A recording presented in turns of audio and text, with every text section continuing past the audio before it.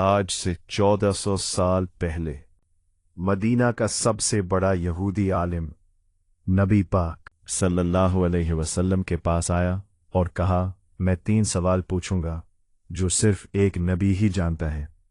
हज़रत अब्दुल्ला बिन सलाम रदियल्लाहु अन्हु पूछा, पहला सवाल, क़यामत की सबसे पहली अलामत क्या है?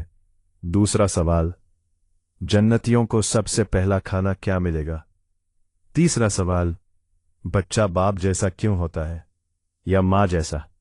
नबी पाक सल्लल्लाहु अलैहि वसल्लम ने फरमाया, जिब्राइल अभी मुझे बताया है। और फिर नबी पाक सल्लल्लाहु अलैहि वसल्लम ने फरमाया, क़यामत की पहली अलामत एक आग होगी जो लोगों को मशरिक से मग़रिब की तरफ हाँक कर ले जाएगी।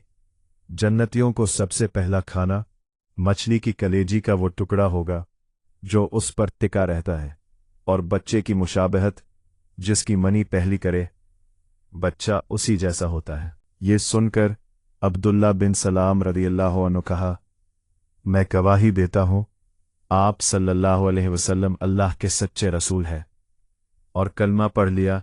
जो यहूदी अभी तक कहते थे ये हम में सबसे बड़ा आलिम है, वही अब कहने लगे ये सबसे बुरा आदमी है। सुनो, हक जब सामने आए तो दुनिया की परवाह मत करो। अब्दुल्ला रज़ियल्लाहु अन्हु ने नहीं की। क्या तुम करोगे? कमेंट्स में लिखो, अशहदु अन ला इलाहा इल्लल्लाह।